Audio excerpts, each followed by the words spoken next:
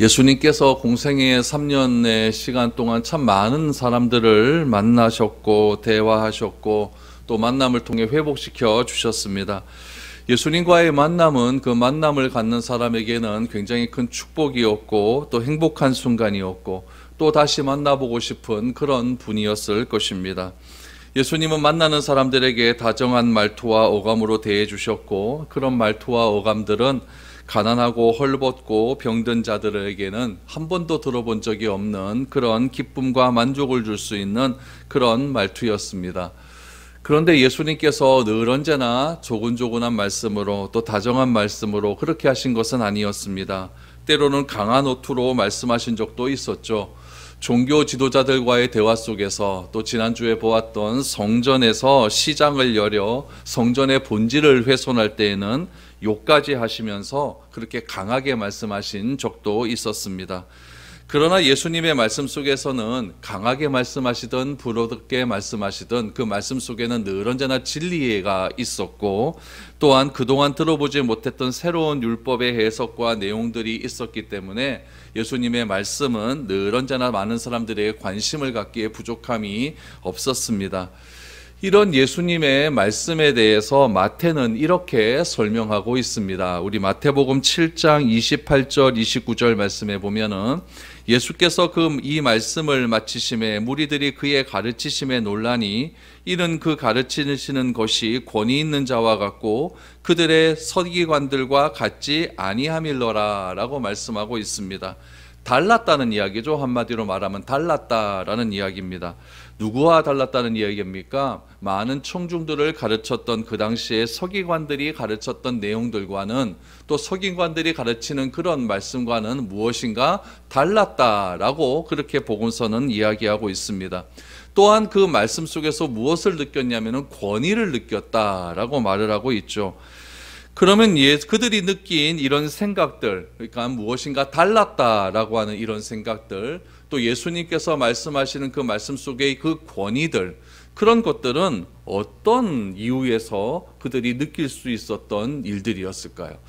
예수님의 하시는 말씀이 조근조근하고 또 억양도 좋고 또 성량도 좋고 아나운서와 같은 그런 또렷한 말씀, 그런 것들 때문에 그들이 느끼는 감정들이 달랐을까요?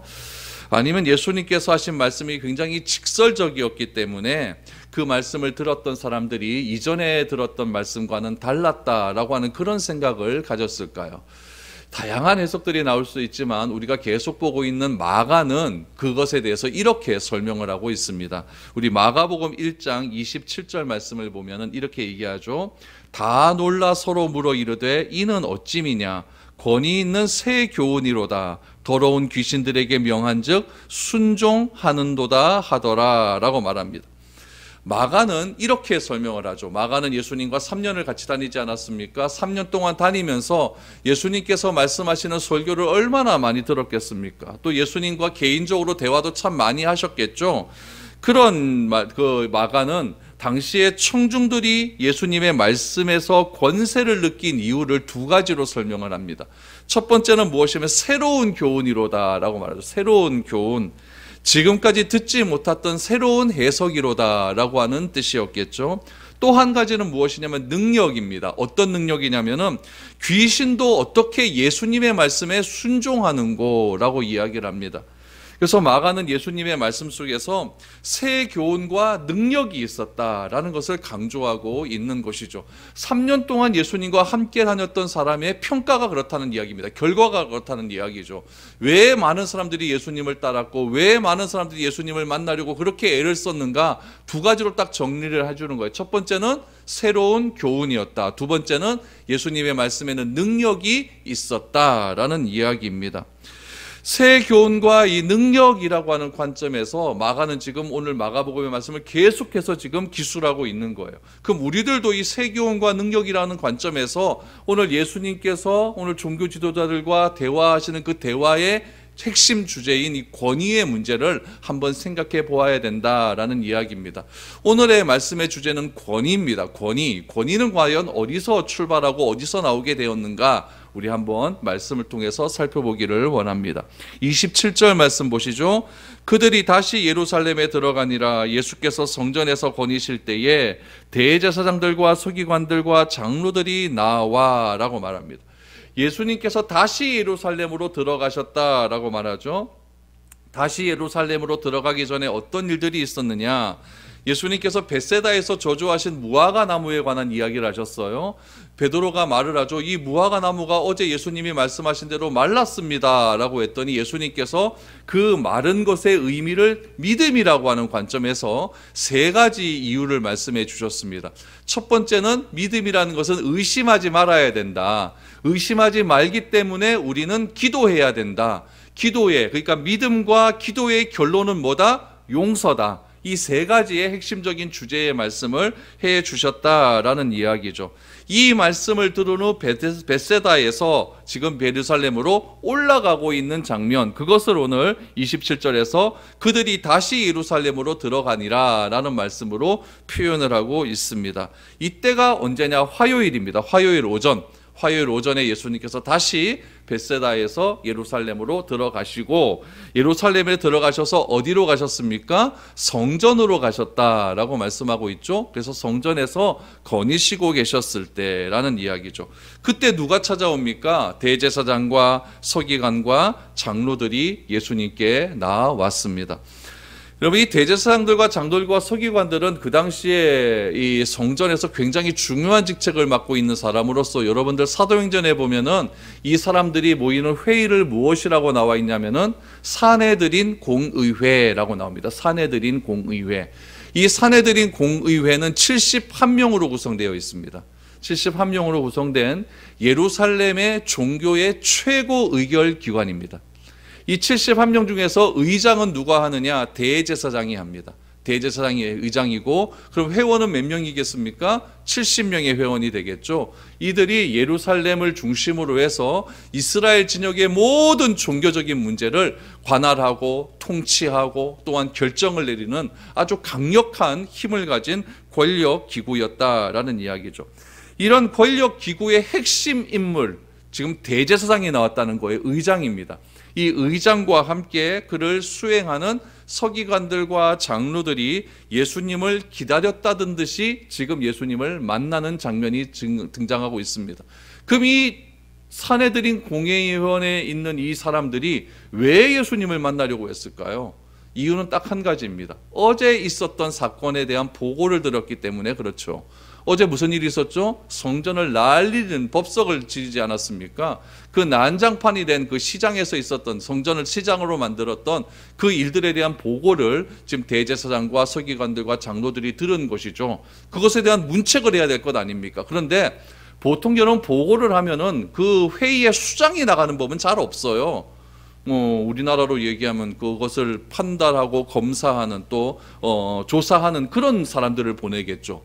근데 이 수장이 나왔다, 대제사장이 나왔다라고 하는 것은 그 어저께 있었던 시장에서, 그 성전에서 있었던 그 일을 예사롭게 보지 않았다라는 것을 증명하고 있는 것이죠. 또 한 가지 생각할 것은 무엇이냐면은 이 대제사장, 서기관, 장로들은 아까도 말씀을 드렸지만 예루살렘의 최고 종교 이결 기구의 수장들입니다. 그것들을 관할하는 사람이에요. 그러면은 그들이 가지고 있는 권력의 힘은 대단합니다. 아주 굉장히 큰 거예요. 최고의 권력기관의 사람이 지금 누구를 만나느냐? 제일 밑계층에 있는 사람들을 만난다. 이거는 여러분 상상도 못할 일이에요. 요즘 같으면 뭐 대통령이 뭐 민생 시찰한다 그래서 만날 수도 있겠지만은 여러분 그 당시에 여러분 계급이 철저적으로 신분이 그렇게 나눠져 있는 사회에서 최고 높은 종교의 기관 사람이 제일 밑에 사람을 만난다. 이거는 상상도 하지 못할 사람이었죠. 예수님과 제자들은 특별히 여러분 그 밑에 천민계층 중에서도 가장 밑에 계층들 아니었습니까? 어부도 있었고 그 당시 매국노라고 이야기하는 세리도 있었고 또 로마와 반대가 되는 그런 에세네파 사람들도 있었고, 그러니까 굉장히 다양한 무리의 사람들이 있었음에도 불구하고 그들을 만나려고 기다리고 있었다라고 하는 것은 이건 무엇인가 막 터질 듯한 그런 막 이상한 기운이 지금 말하고 있는 것이죠. 그렇다면 이 산에 드는 공회원이 예수님의 일행을 만나려고 이렇게 기다리고 있는 이유는 무엇일까? 왜 그럼 만나려고 했을까? 우리가 추측하기는 어제 시장에 있었던 일 때문에 만나려고 했지만은 그 이면에 무엇인가 지금 이들이 묻고 싶은 말들이 있었던 것 같습니다. 그 대화가 오늘 28절에 나옵니다. 28절 말하죠. 이르되 무슨 권위로 이런 일을 하느냐? 누가 이런 일 할 권위를 주었느냐라고 말합니다. 다시 말하면은 너 배에 네 뒷배경에 누가 있느냐 이 얘기입니다. 무슨 일을 한 것에? 어제 성전에서 난동을 핀 일에 그 뒷배경에 누가 있느냐? 너는 깃털 아니냐? 몸통 내놔라 이 얘기입니다. 몸통 내놔라. 몸통의 배후를 지금 밝혀라. 이런 이야기를 하고 있는 것이죠. 여러분, 이 일이 왜 큰 일이냐면은 예수님께서 우리 11장 말씀을 계속 이렇게 보시다 보면은 성전에 대한 이야기도 나오고 성전 청결에 대한 이야기도 나왔을 때에 이 종교 지도자들이 어떻게 하면 이 예수를 죽일까라고 모의한 이야기들이 나오지 않습니까?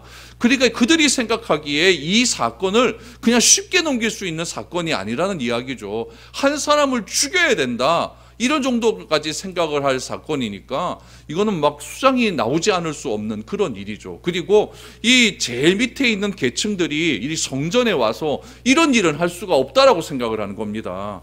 할 수가 없으니까 네 배후에 누가 있는 것이 아니냐. 요즘 말로 하면은 그냥 우리 같은 서민이 청와대 가서 난동을 피는 거가 똑같아요. 그러니까 이거 배후의 세력을 찾아야 되겠습니까? 안 찾아야 돼요? 찾아야 되잖아요. 그러니까 지금 그 제일 높은 사람들이 너에게 누가 이런 권위를 주었느냐? 너는 무슨 권위를 가지고 이런 일을 하느냐? 이렇게 강력하게 질문을 하고 있는 것입니다. 마가복음 11장 18절 말씀을 한번 보시죠. 11장 18절 말씀해 보니까 이렇게 나와 있습니다. 대제사장들과 서기관들이 듣고 예수를 어떻게 죽일까 하고 꾀하니 이는 무리가 다 그의 교훈을 놀랍게 여김으로 그를 두려워하밀러라. 이 성전 청결 사건, 이 성전에서 있었던 이런 사건들은 예수님을 죽일 수도 있는 그런 문제였지만 무엇이 무서운 겁니까? 여론이 무서운 것이죠. 예수님에게는 새 교훈이 있었고 예수님에게는 능력이 있었기 때문에 그것을 따르는 사람들의 여론이 무서웠던 겁니다. 그래서 어떻게 할 방법을 찾지 못하고 있는 그때에 이 수장들이 나와서 직접 예수님을 만나고 있는 것이죠. 여러분, 이 마가복음의 흐름을 이제 자세히 한번 보셔야 됩니다.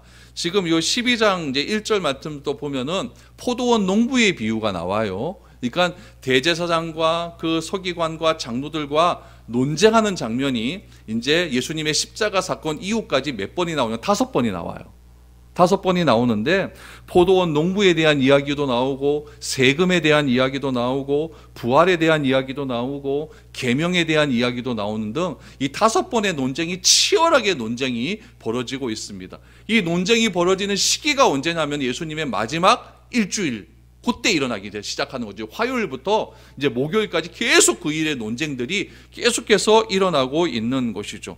따라서 이 본문 이후에 오늘 이 말씀 이후에 12장부터 이어지는 계속되는 논쟁은 예수님께서 하시는 그 말씀, 예수님께서 하셨던 그 행동, 또한 어제 벌였던 성전에 대해서 일어났던 일들, 그런 일들의 권위, 그런 일들을 왜 하셨는가, 그런 일들의 배후에 누가 있는지를 예수님께서 직접 증명하시는 논쟁이었다는 거예요. 그런 관점에서 이 마가복음을 쭉 읽어봐야 되는 거예요. 그렇지 않고 그냥 12장은 요 포도원 농부의 비유, 세금의 비유, 뭐 부활의 비유 그것만 따로따로 띄어서 이렇게 해석을 하다 보면은 이 마가복음 전체에서 마가가 말하고자 하는 예수님을 찾지를 못하는 것이죠. 그래서 제가 올 초부터 계속해서 지금 마가복음에 대해서 이야기하는 건 뭐냐면 그 흐름에 대해서 이야기하고 있지 않습니까? 예수님은 누구다? 하나님의 아들이다. 하나님의 아들로서 예수님께서 어떤 일을 하셨는가를 지금 하나씩 지금 예수님 스스로가 증명해 가시고 있는 거예요.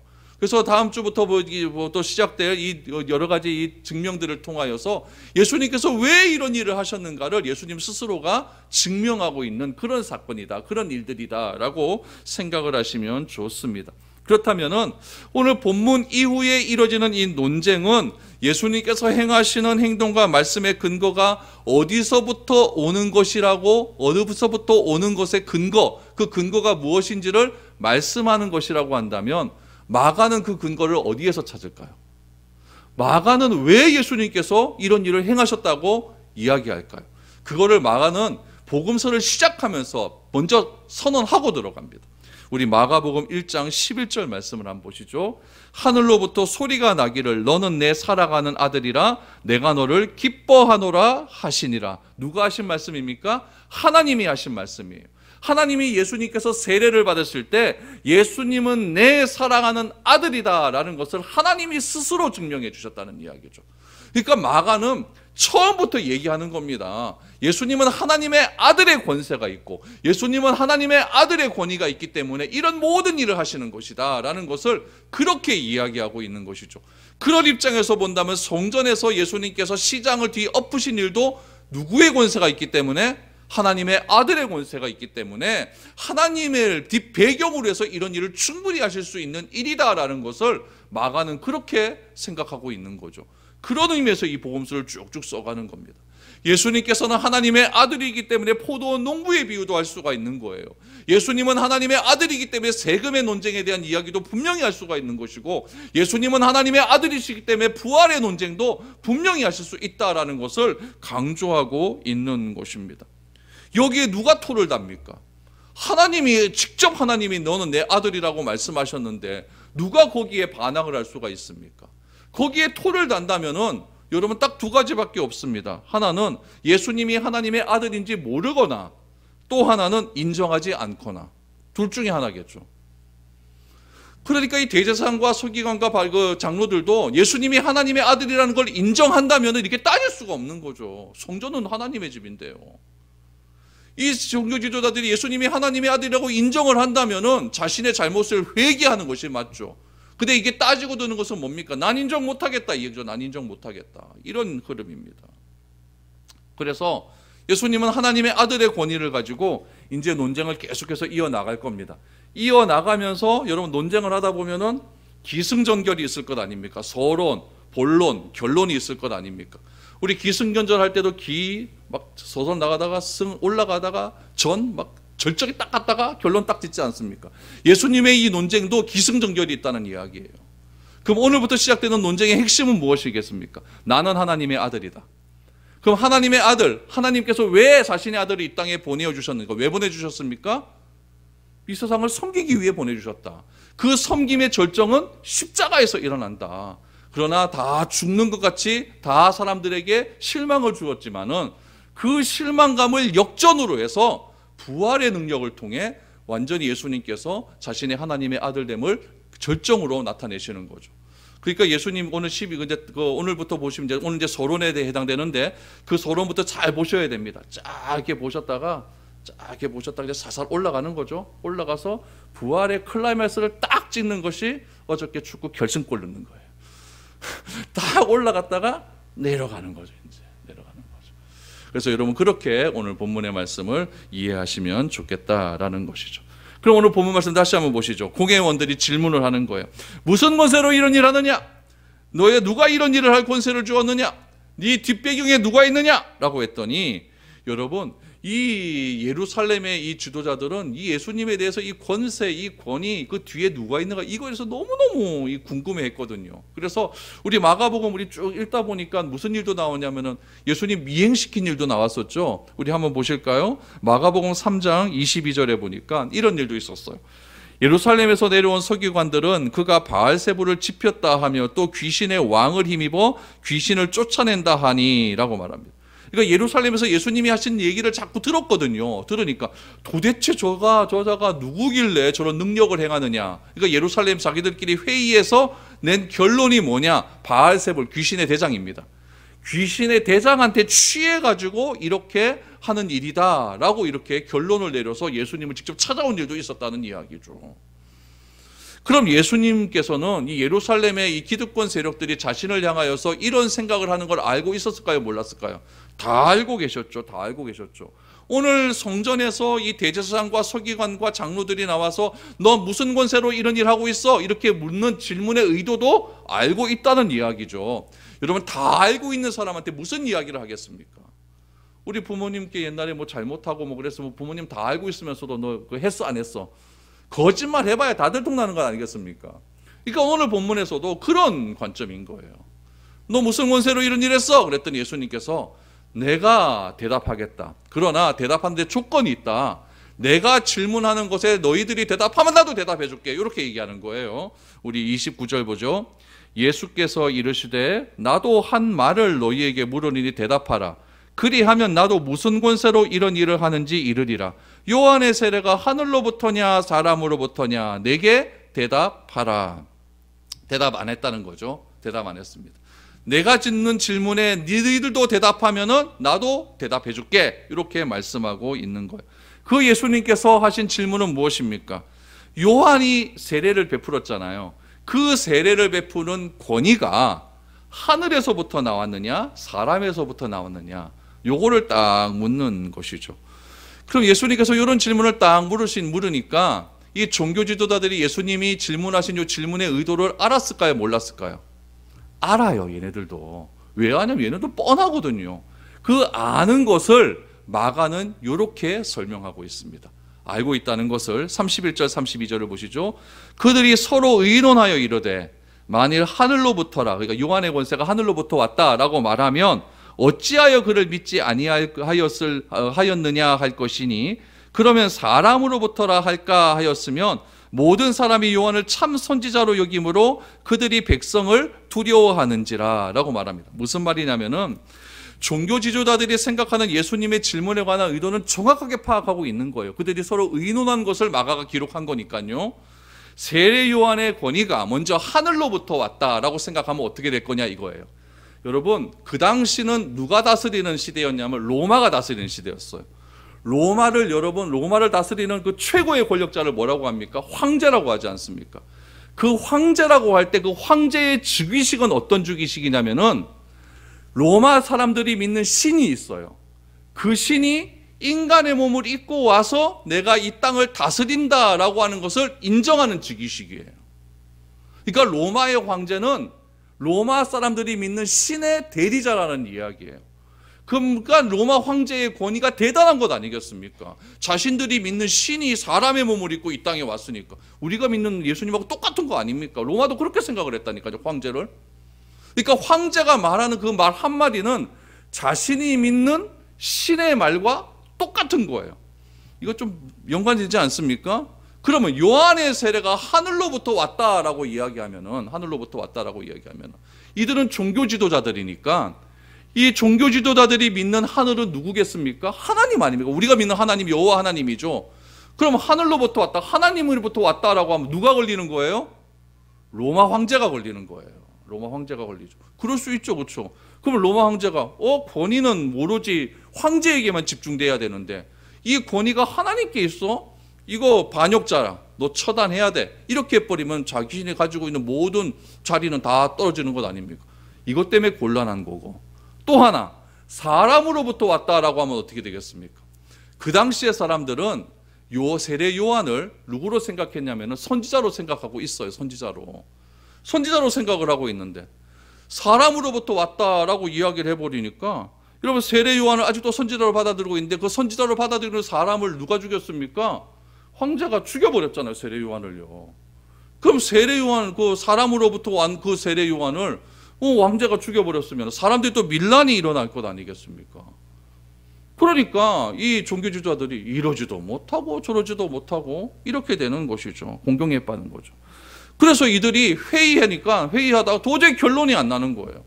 하늘로부터 왔다 그래도 찝찝하고 사람으로부터 왔다 그래도 찝찝하고 안 되니까 뭐라고 얘기해야 되겠습니까? 여러분 같으면 뭐라고 했어요? 이도 아니고 저도 못하겠다. 그러면은 난 모르겠다. 얘네들도 그렇게 얘기합니다. 여러분 33절 보십시오. 이에 예수께 대답하여 이르되 우리가 알지 못하노라 하니 예수께서 이르시되 나도 무슨 권위로 이런 일을 하는지 너희에게 이르지 아니하리라 하시니라. 이렇게 말합니다. 여러분, 난감할 때는 모르겠다 하는 게 최고입니다. 모르겠다, 나 모르겠다. 그래서 예수님께서도 자신도 대답하지 않겠다라고 이렇게 말씀을 하고 있는 것이죠. 여러분, 예루살렘은 정치와 존경의 중심지입니다. 요즘도 보면 이 예루살렘은 굉장히 중요한 도시의 의미가 있어요. 예루살렘은 유대교의 중심이죠. 예루살렘은 또 이슬람의 중심이죠. 예루살렘은 또 그리스도교의 중심이죠. 그러다 보니까 이 예루살렘을 누가 차지하냐라고 하는 것은 그 당시에도 굉장히 중요한 문제였고 오늘날도 중요한 문제 아닙니까? 오늘날도. 그러니까 예루살렘에 관한 문제는요, 말 한마디 잘못하면 이건 목숨이 왔다 갔다 하는 그런 문제라는 거죠. 이런 중요한 도시인 예루살렘에서 종교의 최고 지도자, 기득권을 가지고 있는 계층이라고 한다면 얼마나 큰 힘과 권세가 있겠습니까? 그런데 그 권세를 가진 집단이 누구와 논쟁을 합니까? 갈릴리 출신의 촌놈과 논쟁을 하는 거예요. 여러분, 권세를 가진 사람은 권세를 가진 사람과 논쟁을 해야 격이 맞는 거예요. 안 그렇겠습니까?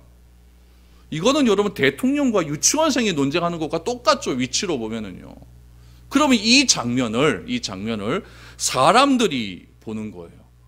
그러면 그 권위가 누가 더 떨어지겠습니까? 이건 종교 지도자들의 권위가 더 떨어지는 거예요. 예수님은 훨씬 사회적으로 보면 종교적으로 높은 사람과 막 논쟁하고 있어요. 예수님의 권위는 도대체 저 사람은 누구길래 저런 사람과 논쟁을 하느냐, 이렇게 권위는 올라갈 거고, 이 종교 지도자들은 뭐 저런 사람들하고 논쟁을 하냐, 뭐 이렇게 떨어질 거고. 그러니까 이 종교 지도자들 입장에서 보면 굉장히 이건 수치스러운 일이거든요. 그런데 권세를 가진 집단이요, 세상 무서울 것 없는 권세를 가진 집단이 이 갈릴리 촌 사람, 촌 출신 예수께 와갖고 너가 하는 그 권세는 누구의 권세냐라고 말을 했다고 한다면 이 종교 지도자들이 자기보다 더 높은 권세를 가진 사람이 있다는 것을 인정하는 거 아닙니까? 맞죠? 자기들이 최고의 권세를 가졌다고 한다면 모든 사람이 하는 행동에는 이유가 있다는 것을 자기들이 알고 있겠죠. 근데 자기가 모르는 일을 이 촌 사람이 하고 있으니까 이 종교 지도자들보다 더 높은 권세가 있다는 것을 이 사람이 인정을 하고 있는 거예요. 이런 상황을 백성들이 보고 있는 거죠. 지금 유월절 앞에 두고 있으니까 성전에 얼마나 많은 사람들이 있습니까? 거기서 지금 논쟁을 하고 있으니까. 이건 누가 우상입니까? 이거는 종교 지도자들이 우사예요. 그런데 이렇게 하는 이유가 무엇이겠습니까? 이유는 딱 한 가지입니다. 성전이기 때문에 그렇습니다. 성전. 여러분, 그 당시의 성전은요, 성전을 둘러싼 부패와 그 권력이 너무나 가득한 곳이었어요. 여러분, 성전에서 하나님께 예배드리고 하나님을 만나야 되는데 성전에서 뭐 하는 것이었습니까? 돈놀이 하고 있거든요. 그러니까 성전의 원래 기능이 다 사라지고 만 거예요. 성전의 기능은 수행할 수가 없었어요. 여러분, 그 성전 주변에 병자들이 얼마나 많이 있었는지 압니까? 우리 사도행전에도 보니까 정한 시간에 베드로가 올라갈 때에 안진뱅이가 성전 미문 앞에 와가지고 구걸을 하고 있지 않습니까? 안진뱅이는 왜 성전 안으로 못 들어갑니까? 몸이 불편한 사람들은 부정하다고 생각을 하니까 미문 앞 그랬으니까 성전을 들어가기 위한 문이 있거든요. 성벽 문이 있어요. 그 앞에에서만 구걸할 수 있는 거죠. 멀쩡한 사람은 미문 통과해서 성전 안으로 들어가는 거예요. 예루살렘 성 안으로 들어가는 거예요. 그러니까 수많은 장애인들이 있었다는 얘기죠. 병자들이 있었어요. 오늘 장로님이 기도하신 것처럼 헐벗은 사람들이 있었어요. 그 당시에도요. 얼마나 많이 있었는지 모릅니다. 그러면은 성전의 본래 기능이라 한다면 그들을 회복시켜서 하나님과의 관계를 새롭게 하는 게 성전의 원래 기능 아니겠습니까? 근데 이 제사장들, 서기관들, 장로들은 그런 기능은 하나도 관심 없습니다. 뭐에 관심 있어요? 돈. 어떻게 하면 이 1년에 3번씩 오는 이 돈을 잘 벌 수 있는 시즌에 내가 어떻게 이 인플레이션을 더 부풀려 가지고 수수료를 더 많이 받아 챙길 수가 있을까? 여기에 관심이 많은 거예요. 근데 이것을 잘못됐다고 하니까, 누가요? 갈릴리 촌사람 출신이 잘못됐다고 하니까 제사장들도 알까요, 모를까요? 알아요. 아는데 그것을 인정하는 순간 자신의 권위는 다 떨어지는 것이고 또 돈놀이도 다 없어지는 것이고, 그러니까 예수님이 싫을 수밖에 없는 것이죠. 그러니까 자기의 이득과 관련되어 있으니까 사람 안 시키는 겁니다. 직접 가는 거죠. 직접 가는 거죠. 직접 가서 묻는 겁니다. 너 배후에 누가 있어? 배후에 누가 있어? 이렇게 이야기하고 있는 것이죠. 여러분, 이런 일을 행한 사람이 누구였습니까? 예루살렘 기득권자였다는 거예요. 이런 강력한 종교적인 힘을 가지고 사람들을 사랑하고 그 어려운 사람들을 베풀어주고 하나님께 가까이 가지 못하는, 율법 때문에 가까이 가지 못하는 그런 사람들에게 제사를 드려서 하나님의 온전하심의 은혜를 통해서 깨끗함을 입혀줘야 될 그런 직무와 책임을 가진 사람이 그 책임을 방자한 채 성전을 자기 사유화로 만들어버리고 성전을 자기의 돈놀이 수단으로 만들어버려서 자신의 권력을 채우려고, 자신의 경제적인 이익을 채우려고 거기에 완전히 집중을 하니까 사람들은 여러분 그 앞에 무서워서 가지도 못하고, 그런 꼴을 본 예수님의 심정이 어떠겠습니까? 돌 위에 돌 하나도 남지 않겠다, 멸망을 예고해버리지 않습니까? 여러분, 예루살렘의 기득권을 가진 사람은 바로 하나님의 이름을 가지고 이런 일을 했다라는 사실을 우리는 기억을 해야 됩니다. 여러분, 그런데 어느 날 갈릴리 출신의 어떤 시골 청년이 하나 등장을 합니다. 그러나 아무것도 없는 사람이었어요. 아무것도 없는 사람이었는데 어느 날 갑자기 등장을 해서 그가 하는 말 한마디 한마디에 사람들이 몰려들기를 시작을 합니다. 그러더니 놀라운 일들이 일어나기를 시작을 했어요. 예수님이 말 한마디 한마디는 여러분 세상사에서 그동안 들어보지 못했던 그런 엄청난 말들이었습니다. 그런 말들을 듣자 사람들이 저 사람의 교훈은 새로운 교훈이로다 라고 하는 말들을 굉장히 많이 하기 시작을 했습니다. 귀신들도 벌벌 떨기를 시작을 합니다. 그랬던 그가 예루살렘에 등장을 해서 한마디도 사람들이 말로 하지 못하는 그런 사람들 앞에 당당하게 나가서 그 당시의 부패와 부조리를 눈치를 보지 않고 당당하게 이야기하는 일들이 일어납니다. 그리고 바른 신앙이 무엇인지, 하나님을 바르게 믿는 삶이 무엇인지를 이야기했다는 거예요. 그러니까 사람이 따를 수밖에 없는 것이죠. 또한 가장 낮은 계층들의 삶을 너무나 많이 이해하셔서 그 낮은 계층의 사람들은 현실의 삶은 너무나 힘들고 고통스럽지만 예수님께서 말씀하신 그 하나님 나라의 소망을 가지고 내가 끝까지 잘 믿기만 하면은 이 현실의 고통을 이길 수 있다라고 하는 극복의 신앙들이 그들에게서 나오기 시작을 했다는 거죠. 그럼 여러분, 이렇게 말하는 예수님의 이 말씀이 잘못된 말씀일까요? 절대 그렇지 않습니다. 이런 일을 행한 예수님을 종교 지도자들은 미행을 합니다.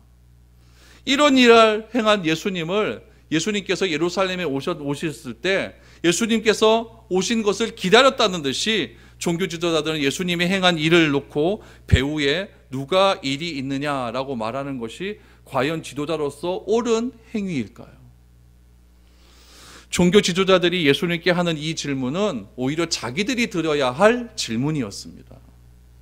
종교 지도자들은 예수님께 와서 권위에 대해서 물을 때 예수님은 당당하게 이야기를 하십니다. 그들의 위세를 느낄 수가 있습니까? 종교 지도자들이 어깨 탁 펴고 와가지고 너 누구의 권위야? 너 배후에 누가 있어? 이렇게 말할 때 여러분, 그들이 그냥 움츠리는 마음으로 그렇게 얘기했을까요? 그렇게 얘기 안 했을 겁니다. 정말 당당하게 얘기했을 겁니다. 아마도 옷도요, 제복을 다 입고 왔을 거예요. 제복이 주는 위압감이 있거든요. 다 입고 와서 그냥 아무런 그냥 좋지 않은 옷을 입은 그런 예수님 앞에 와서 너 배우 누구야? 라고 했을 때 그 권세를 여러분 과연 어떤 권세이겠습니까? 그럼 당연히 우리는 위축될 겁니다. 근데 예수님은 전혀 위축되지 않았습니다. 너희가 한 말, 내가 너한테 질문 하나 할 테니까 그 질문에 답하면 나도 너희에게 대답하겠다. 모르겠다 그러니까 나도 대답 안 하겠다. 그 예수님의 당당한 권세를 여러분 느낄 수가 있겠습니까? 이런 사람이 갈릴리 출신 예수님께 권세에 대한 이야기를 합니다. 여러분, 어떻게 예수님은 이 세상 권세 앞에서 이렇게 당당할 수 있었을까요? 이유는 딱 한 가지입니다. 예수님에게는 누구의 권세가 있기 때문에? 하나님의 권세가 있기 때문에 그렇습니다. 하나님의 권세를 가지고 예수님은 세상의 모든 권세를 가진 지도자들 앞에서 질문을 합니다.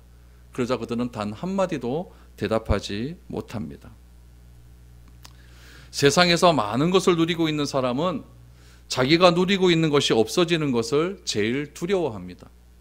그 두려움 때문에 자기가 가진 것을 포기하지 못하게 되는 것이죠. 종교 지도자들이 가지고 있는 권위는 그런 의미에서 허세라고 말할 수 있습니다. 그들은 자기 이름 뒤에 따라오는 직함으로써 자기의 직위를 유지했고, 자기 이름 뒤에 따라오는 그 직함이 자신의 존재 가치였습니다.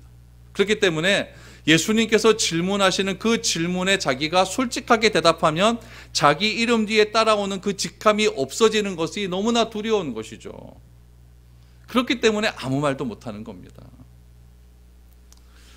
하나님의 말씀을 잘 안다고 했고, 또 하나님의 말씀을 잘 믿는다고 했고, 하나님의 말씀을 잘 실천하는 사람이라고 길거리에 다니면서 그렇게 떠들고 다녔던 그 사람들은 오히려 하나님의 아들의 권위를 가지신, 하나님의 권위를 가지신 그 예수님 앞에서 한마디도 하지 못하는 그런 일들을 벌이게 되었습니다. 오늘 본문 말씀을 통해서 우리 마음 가운데 새겨야 할 것이 하나 있습니다. 그것은 무엇이냐면은, 권위라고 하는 것은 내가 주장한다고 생기는 것은 아닙니다. 나는 난데라고 해서 권위가 나에게 주어지는 것이 아닙니다. 권위는 자기가 있는 위치에서 그 위치에 맞는 합당한 삶을 살아갈 때에 권위는 자연스럽게 따라오게 되는 겁니다. 그래서 이 권위라고 하는 말의 본뜻은 어떤 뜻이 있냐면은 따라오게 만드는 자, 따라오게 만드는 힘, 이런 것이 권위라고 이렇게 말을 하고 있습니다. 그러므로 우리는 하나님이 주신 것이라는 것을 인정하며 살아갈 때, 내가 지금 있는 이 자리가, 이 위치가 하나님이 주신 것이라는 것을 인정하며 살아갈 때 권위라는 것은 자연스럽게 따라오는 것이지, 나는 난데라고 말하는 그런 것에서 여러분 권위가 이루어지는 것은 아니라는 것입니다.